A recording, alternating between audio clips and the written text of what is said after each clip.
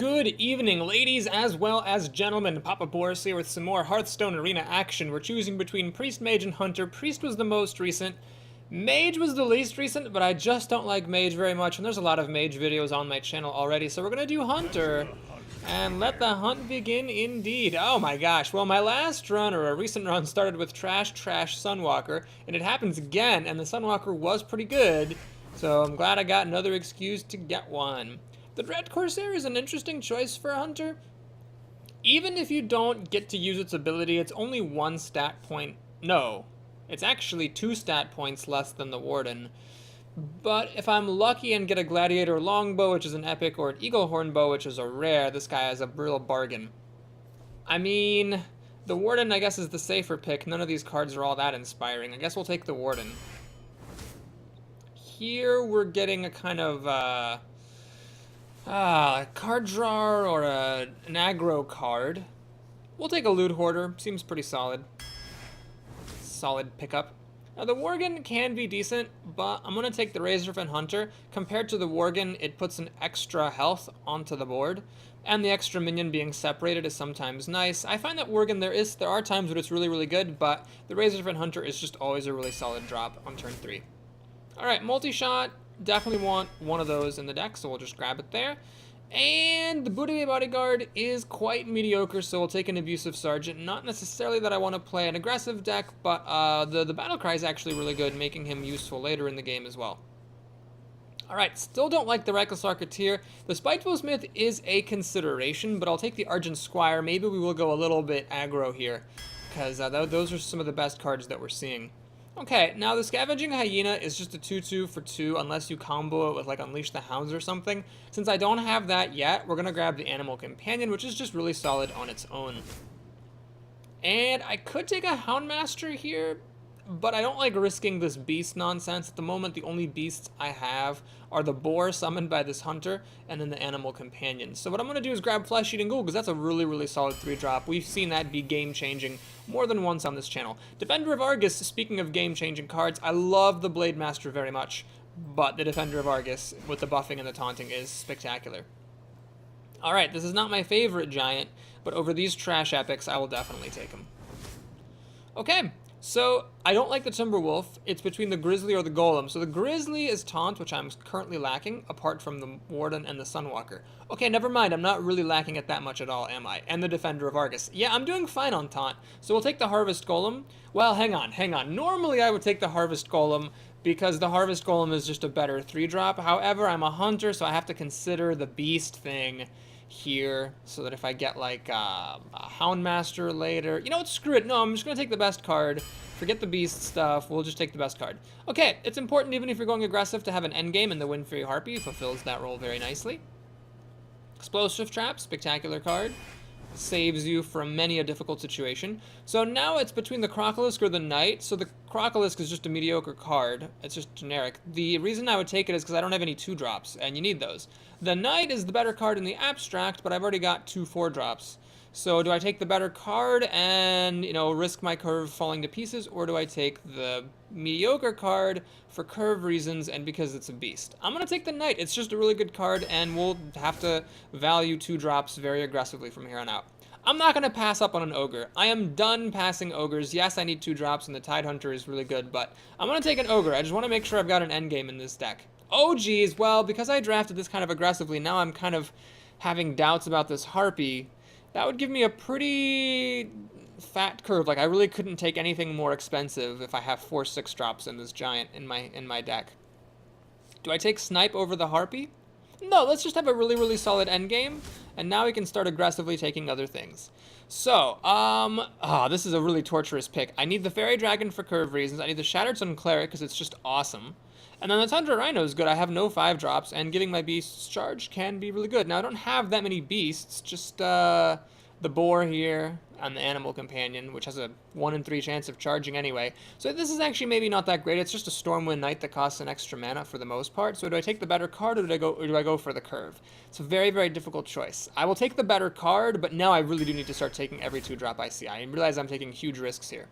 Okay, the only pick I can take here is the Mechanic. I can't afford any more 6-drops, and this is just terrible. I need 2 drops. Oh, jeez. Oh my gosh, you know what? This is funny because I actually said in an earlier video that I would take Sea Giant over like any other epic in the game. And then one person mentioned, well, what about the Gladiator's Longbow? And here we go, we've got to make that choice. Longbow or the Giant?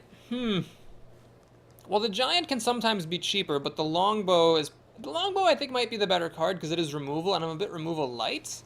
All I have is the Trap, which isn't reliable, and the Multi-Shot. And that's pretty much it, apart from, like, creatures. So I guess that makes the Longbow good, but I found that when I play with the Longbow, it's hard to get it out. 7 mana is a lot of mana. The Giant might be less expensive than 7 mana, and it puts a really huge presence on the board. Well, the problem is if I can't kill my opponent's creatures, the Giant's not going to do me much good. So we'll take the Gladiator's Longbow here, but not without some hesitation. Okay, I will take a Deadly Shot. That's a good card to have one of. Oh, geez. Well, geez. I'm actually going to think carefully here. I don't think Hunter's Mark stands up to the other two. So tracking might be good because my curve is looking miserable. I've got 9 picks to go. I need 2 drops really desperately. Now, the fact that I have a couple of 1 drops and a Loot Hoarder helps a little bit. But the fact that I took the Shattered Sun Cleric over a Fairy Dragon and the Stormwind Knight over the Crocolisk, that was a calculated risk that might actually bite me if I don't see any more 2-drops here. So tracking could help me pull out of bad draws. Deadly Shot, though, I mean, sometimes you just need more than one of those. I'm going to take tracking, though, just in case I need some insurance. Okay, here I'm not tempted by the Houndmaster. We need 2-drops. That is a 2-drop. Oh my gosh. So I get a 2-drop across alongside removal. Oh, man. I mean, an Arcane Shot is nice to have one of. I'm going to take it. I'm going to take it. I think it's important to have that around. Crap. So the Acolyte of Pain is a 3-drop, not what I need. I don't need any more big stuff. The Timberwolf don't have that many beasts. It's just bad. Got to be the Acolyte here, but I'm not happy about it. No! I took an Arcane Shot over a 2-drop, and I get another one. Mwah, mwah. Okay, how many 4-drops do I have, really? 1, 2, 3, 4... So taking a 5th. No, I'm going to take another Arcane Shot. If I'm going to have a slow curve, I need more removal to get me into my creatures. Okay, I don't want a 3rd Arcane Shot. We'll take a Bloodsail Raider. Mostly that'll just be a generic 2-3. And I guess Explosive Shot here for some more removal would be nice. My first 5-drop. That's great. Cult Master could be good, but because my curve is so high, it's a little bit dodgy. I'll just take another Animal Companion, which is really, really solid. Ah, well, our last pick is a rare 2-drop. I hate the Pyromancer and my curve sucks balls. So the Pine-Sized Summoner is what it's going to be. Well, I took some calculated risks there. Leaving it so late for the end to get my 2-drops. I went for card quality over curve, which can be a mistake.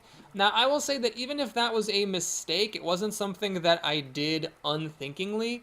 It was something that I did knowing that it could bite me, and it bit me a little bit. We'll see in these games just how often that Shattered Sun Cleric and the Stormwind Knight bite my curve, and I'm unable to play 2-drops at the appropriate, or play cards at the appropriate times. The nice thing about this deck, though, is I've got a lot of endgame. Got an Ogre, 2 Harpies, a Sunwalker, and then even a Mountain Giant there. I really wish that Mountain Giant were a Sea Giant, but what are you going to do? Well, what you're going to do is you're not going to have a Sea Giant. You're going to have a Mountain Giant instead. I'm going to keep Explosive Trap. This will kill a lot of early stuff that he might play against me. Obviously, tracking's a keeper, but this needs to go. And I think that needs to go. So we're hoping for one of our few 2-drops here. Oh my gosh, this could have been a Fairy Dragon right there. That could have been a Fairy Dragon, but instead it's a Shattered Sun Cleric because I was greedy. And this thing survives Explosive Trap, but such an annoying card. Ah, jeez. Multi-shot. Well, let's see if we can fish a 2-drop out with tracking. Jeez. We can't at all, not in the slightest. Well, since he's got this aggro thing going on, I don't think Deadly Shot's going to be good, so I'll take Explosive Shot, but that really was not what I needed in my life. In the slightest. Uh-oh. I don't like where this is headed. Ah, this should have been a Fairy Dragon. I messed up, guys. Gotta respect the curve. Now, I'm not going to play an Explosive Trap, which accomplishes nothing except popping off the Divine Shield here. Oh, Bloodsail Raider, you arrived in time. Okay, now I hope this thing survives the turn. I hope there's no Abusive Sergeant or anything like that to kill this. No Deadly Shot or anything. No Arcane Shots. Then I can buff it with Shattered Sun Cleric. We'll be off to the motherfucking races. It'll be great. Because if I can get this to stick and play the Shattered Sun Cleric, then I got lots of removal coming down the pike. No! Argent Squire, I hate you so much. I hate you so much. Words cannot describe. Okay, well, luckily he seems to have nothing going on. For 2 turns he steady shotted me after playing a 1-drop. Even that 1-drop, though, was quite effective, allowing him to kill a creature. Now, here, I want to keep the coin so I can play this on turn 5, but I'm concerned against a hunter letting him get me down too much lower in health, so we'll play this guy. And if this eats a deadly shot, well then so be it, that's one less deadly shot to kill my Boulder Fistogers later. But again, I'd love to have this stick around. I think Deadly Shot's really the only thing that he could use to kill this. And then I could play the Shattered Sun Cleric, finally. Buff this, make it a 2/8, which is pretty good. And then kill off the Argent Squire, and then we might be in the game.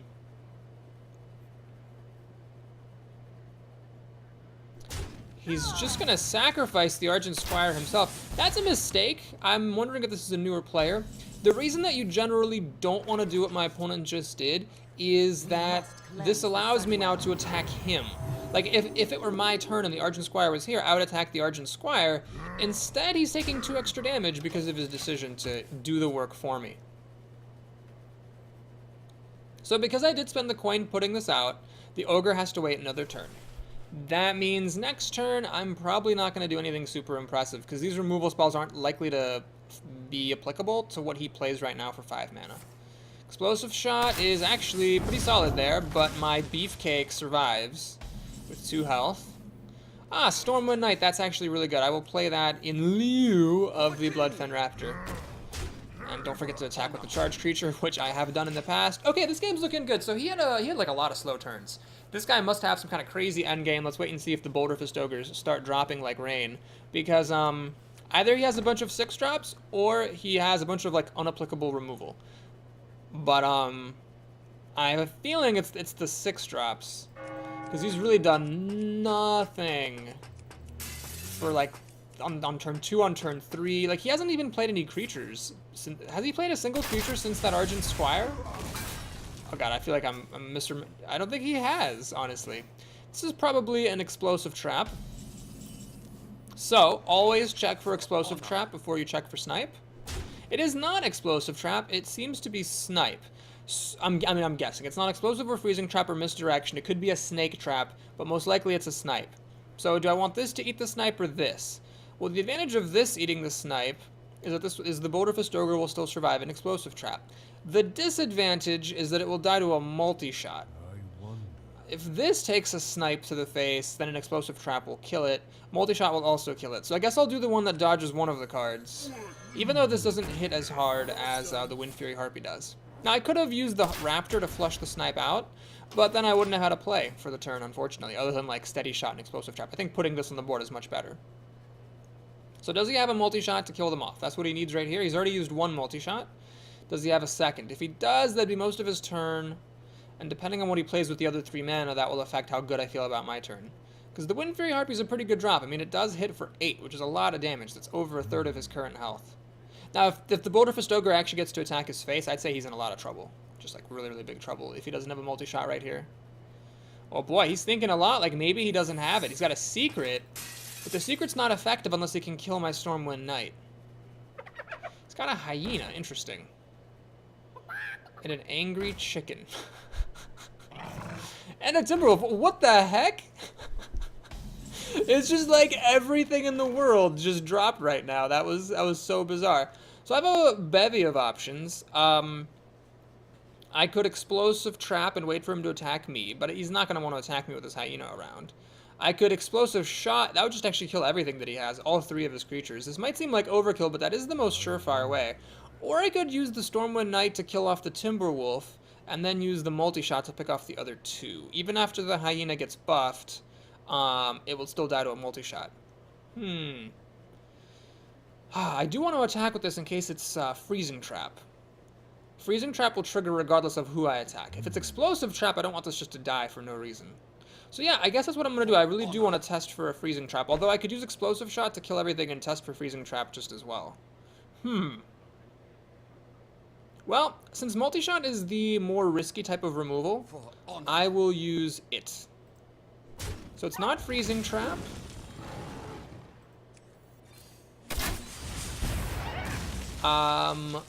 Let's check for explosive trap before we check for snipe. It's not explosive trap either. It looks to be snipe, so we're gonna do the Argent Squire then. Oh man, if this actually hits a snipe, that's so hilarious. And I'm gonna steady shot him. I could have made the Raptor, but that would have been extending a little bit against an explosive trap. So we'll leave the Raptor on deck here and see. I think I have a pretty good chance of winning. This guy got to attack once, and that's pretty awesome. Senjin drops down. Okay.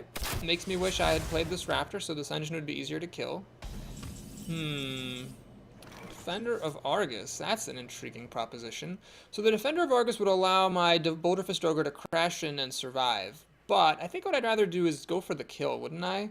Yeah, let's see. So explosive shot on this, cleared out. I hit for 8, 9 damage. He's at 5 health, 3 health, 1 health. Yeah, this seems like the right move. Swing, swing, swing, and steady shot. Alright, he's in a lot of trouble. I mean, he's dead in 2 turns to steady shot. So he needs life gain and board clear. He's not going to burn me out with 2 cards. And he's only got 2 cards. So this game's almost certainly a win. I really can't imagine what he would have. And he doesn't have anything. So that is going to be ye old game right there. SD Wilson the Hunter goes down. Like I always say, it's good to win the mirror matchup. It's a great way to boost confidence. Alright, so we're at 1 win. I feel like this deck's alright. I probably shouldn't have drafted the way I did. But one thing that people pointed out to me a long time ago, back when I only posted my good runs, and some friendly fans were trying to convince me to post all my runs, including the bad ones, is some folks pointed out that, you know, if I do badly or make mistakes, like, it's okay as long as people can still learn from those mistakes. So the mistake I believe I made in this draft was that I took better cards, like the Stormwind Knight, instead of cards that I needed to fill my curve. Like, this could have been a Crocolisk, and then I would have a much stronger start to this game. As it is, we're going to have to do this kind of a thing to make sure that we've got plays to make, and we do. Alright, so I can play the Loot Hoarder on turn 2. I'm not going to use the coin, I don't think. Play the Acolyte on turn 3. Call it a day. I was hoping for a 1-drop. Alas, it is not to be. Now, he didn't have a Northstrike Cleric, which is always nice, because Northstrike Cleric's pretty good against Loot Hoarder. So, I'm glad for that. Oh, okay, I guess he wanted to wait a turn. Oh, wow, he's going balls to the walls Dickens here. Okay, I think a Northstrike Cleric and Inner Fire is worth deadly shotting. So I used up my coin, but he used up 2 cards. Like, notice he's got 4 to my 5, soon to be 6. I'm already a card ahead. So spending the coin, I think, for that was well worth it. Thought Steal. I've got some good cards. I don't really know what he could take that would be bad, actually. My deck, that's one thing about my deck. It's got lots of good cards. So we're going to play the Acolyte of Pain here. Could have played Loot Hoarder and Tracking, but I don't know. I like getting this guy down. It'll discourage some plays that he might make. Anything with 2 power, he doesn't really want to drop in front of the Acolyte of Pain.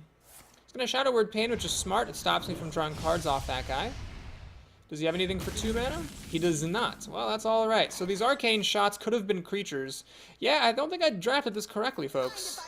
They could have been creatures, but instead, they're arcane shots, and they have nothing to arcanely shoot. So we'll hold out. I'll play Tracking the following turn. I don't have any 5-drops in my deck at all. It's really kind of comically bad. So I don't really mind on turn 5 having Tracking to use. Aha, so this makes me sad that my Acolyte's not in play, because I would have loved to have the Acolyte against this. I can kill off the little Boarling and then also get another card against the Hunter. So here we are at 5 mana. Well, this is awkward because I can't do anything. Alright, I will first of all track to see if I get something good for 4 mana. Defender of Argus is intriguing. I guess it's really the same exact thing as a Shattered Sun Cleric, but it's a 3-3 instead of a 3-2. Now, do I want the extra mana that I would get if I use Shattered Sun Cleric? No. So yeah, I'll just take a Defender of Argus. My shield for Argus. Buff that up, trade, and get a card. Alright. Well, I think we're doing alright. So he's got 6-7 cards to my 6-7, but my 7th is better than his 7th. Okie dokie, it's gonna be one of those games, hey? Well, it's going to be Sunwalker versus Sunwalker. Oh my goodness. Mountain Giant is a temptation. So it's an 8/8, but it would let the Sunwalker pop the Divine Shield and kill that. Yeah, we're actually just going to play the Sunwalker. I can still play this guy next turn. It's not a big deal. And it's going to be difficult. He needs a silence. Oh, he has a silence. Shit. Mass Dispel is a terrible card, but it was really good right there. Fuck my life. Animal Companion.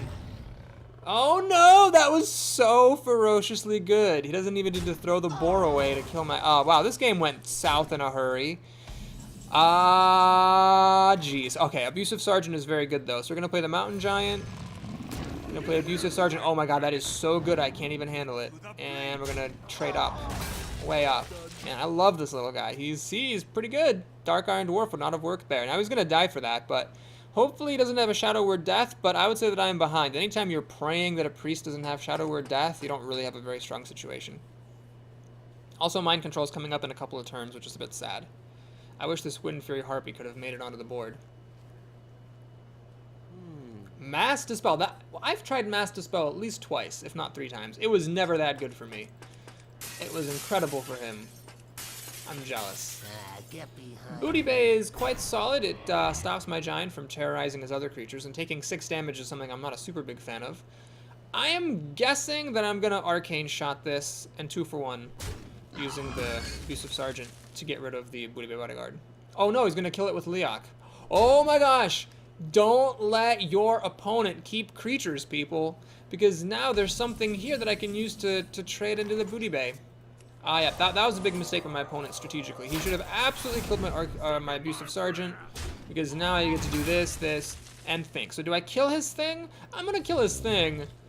I will treat that as a value giant rather than as a kill you giant. So, unfortunately, Mind Control is up next turn, and he's likely to have one, so one of these is going to get stole. However, I can hit him currently for 17 damage. It's a lot of damage. So if he doesn't stop me from attacking him this turn, if he doesn't put out some really good threats, the Mind Control is going to be pretty good for him. Holy Nova, boo. Boo. Okay, well, Explosive Shot seems good. Yeah, it seems really good. I'm just going to do it. And we're going to actually go ahead and swing for the full 17. Do I Steady Shot or get more onto the board? I'm going to get more onto the board. I'm going to need it. Because he's about to Mind Control.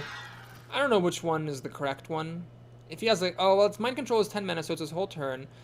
Probably the Harpy. Yeah, it's the Harpy is the one you want to Mind Control because it has 3 health. Whereas this at 2 health, my Dragonling will just kill it off and it's not a big deal. I was talking to a friend recently, and he pointed out that one of the big things about Mind Control costing 10 mana rather than 8 isn't just that, you know, it drops 2 turns later, but that you can't Mind Control and heal in the same turn, which you used to be able to do. Magic shall not save.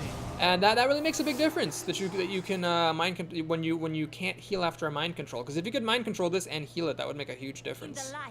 Light Warden. All right. God, what a terrible card. Oh yay, it's a 3/2 for 1 that's just gonna die, because it's only got 2 health. Yay. Lightwell. Alright, well, I need to look and see if I can kill him, because he silenced this, which basically reduces my incoming damage by 4, but it doesn't actually stop that much. I mean, this is 8, 12, yeah, he's dead. So basically, I played a Giant and a Wind Fury Harpy, and attacked with them twice. And that was that. So this is why having big cards in your deck is really good. My friend who I was talking to also said a really cool phrase, my friend Dan. He said, I find that a bad deck can often be compensated for just by having enough Boulder Fist Ogres. And it's kind of a good point. I mean, if you can just kind of hang steady for most of the game, not get ahead but not fall too far behind, these types of big creatures can just push you over the edge. So anyway, I hope you enjoyed that video. If you did, please consider liking and or subscribing to my channel. I'd appreciate your help tremendously. And if you want to see how this run ends, then stay tuned, because I'm going to show the rest of the games shortly. I'll see you in a bit.